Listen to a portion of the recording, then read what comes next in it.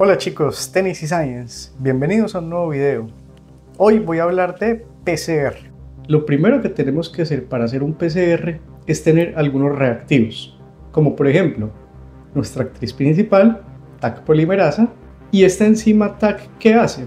Vamos a ponerle un trabajo. Ella va a ser nuestra cocinera. ¿Qué requiere un cocinero para hacer comida?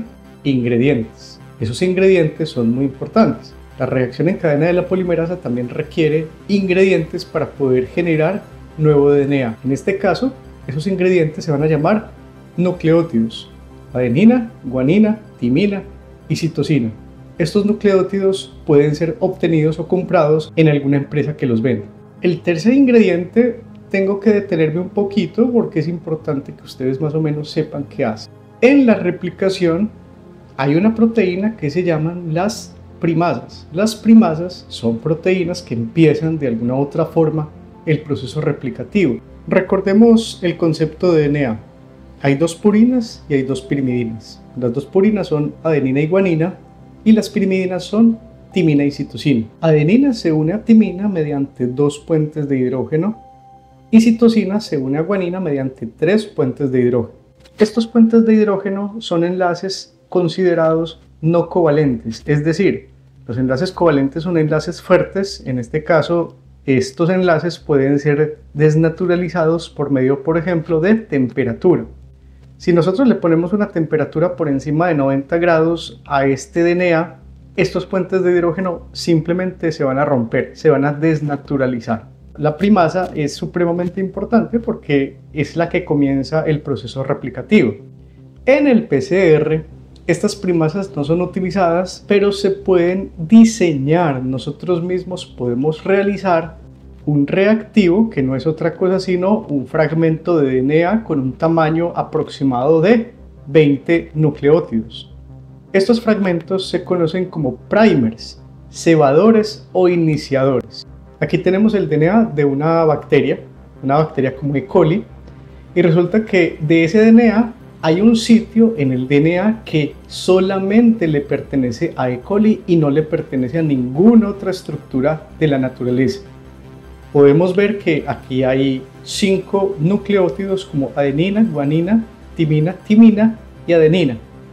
Recuerden que estos primers son diseñados en promedio para 20 nucleótidos, pero para este ejemplo lo vamos a hacer como si fueran solo 5. Entonces, si diseñamos un primer que sea específico para estos pares de bases de E. coli, nosotros podríamos comenzar un proceso replicativo, es decir, podríamos comenzar nuestra PCR por medio de estos cebadores, de estos iniciadores. Y ese es el que va a empezar nuestro proceso replicativo, nuestro PCR.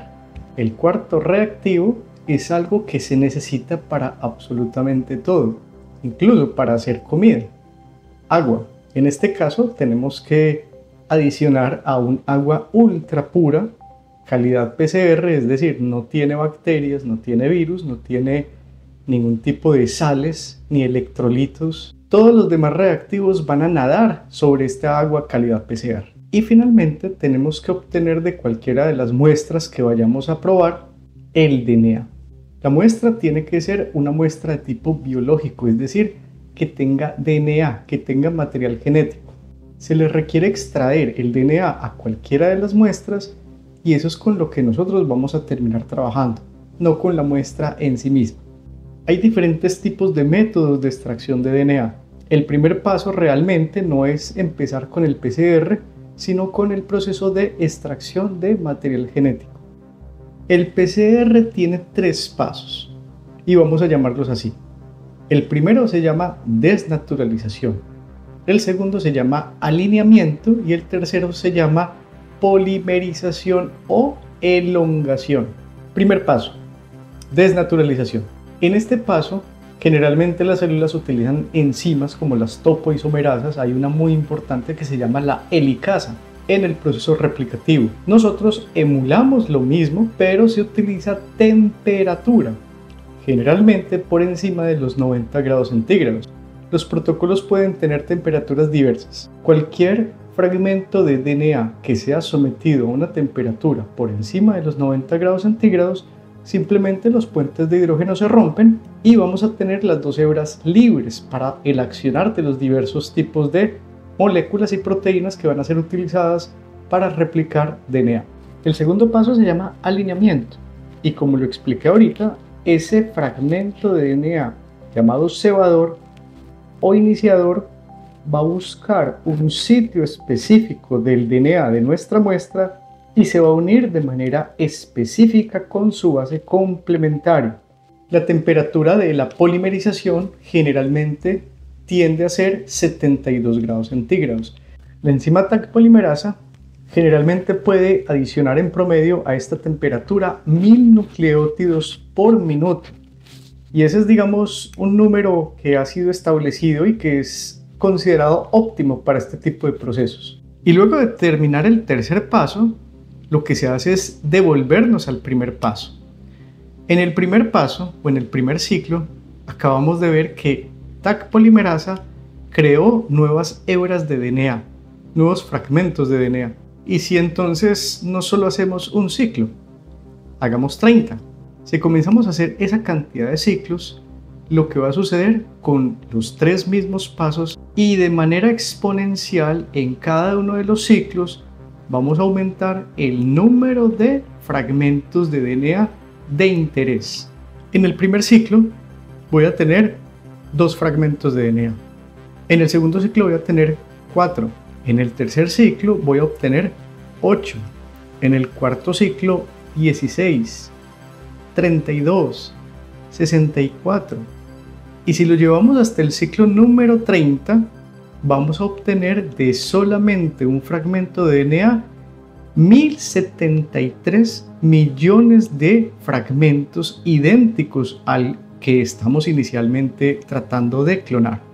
Al final de este proceso, cuando terminamos el protocolo, que generalmente son protocolos que pueden oscilar entre 1 a 2 horas de duración, vamos a obtener el tubito y generalmente no somos capaces de observar los cambios dentro de ese tubito. Si hay DNA clonado, tenemos que hacer un tercer paso: revelarlo u observarlo de alguna otra forma.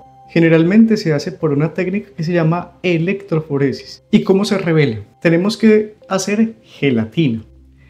Hay un reactivo que se llama agarosa, y esta agarosa generalmente, si la observamos bajo la microscopía electrónica, cuenta con pequeños poros de diversos tamaños. Cuando utilizamos el resultado final del PCR, llamado también producto, vamos a adicionarlo sobre esta gelatina, sobre esta agarosa. Dentro de la reacción tenemos que añadirle una molécula, que es una sustancia que se llama sustancias intercalantes. El intercalante es una molécula que se une al DNA y que se utiliza en la electroforesis y tiene la capacidad de excitarse, es decir, tiene la capacidad de producir fluorescencia cuando se le suministra ultravioleta. El DNA, como tiene una carga fuertemente negativa, comienza a desplazarse por el gel hacia la carga positiva del equipo de electroforesis. Por lo tanto, cuando vemos cuál es el resultado de una electroforesis, los fragmentos más pequeños van a quedar o se van a desplazar mucho más hacia abajo, y los fragmentos más grandes, que les cuesta mucho trabajo pasar por esos poros, se van a quedar en la parte de arriba de nuestro gel de agarosa. Lo que va a suceder es que el intercalante unido a nuestra molécula de DNA va a ser excitado por la longitud de onda del ultravioleta, y esto le va a dar una característica a nuestra muestra. Va a fluorecer cuando le pongamos un rayo de luz ultravioleta bajo la longitud de onda del mismo. Entonces aquí ya podríamos observar una banda. ¿Qué quiere decir entonces ver una banda? Que replicamos una gran cantidad de fragmentos de DNA de interés procedentes inicialmente de esa muestra. Sin embargo, la banda dice simplemente que hay DNA. Algunas veces es importante, después de este proceso, hacer un proceso de secuenciación de ese resultado para poder certificar 100% que esa banda que está siendo sintetizada sí corresponde al DNA de interés. Ese es el PCR. Es una técnica revolucionaria creada por el Dr. Kary Mullis, un personaje supremamente polémico, y esto le permitió al Dr. Kary Mullis en 1993 ser galardonado con el Premio Nobel de Química.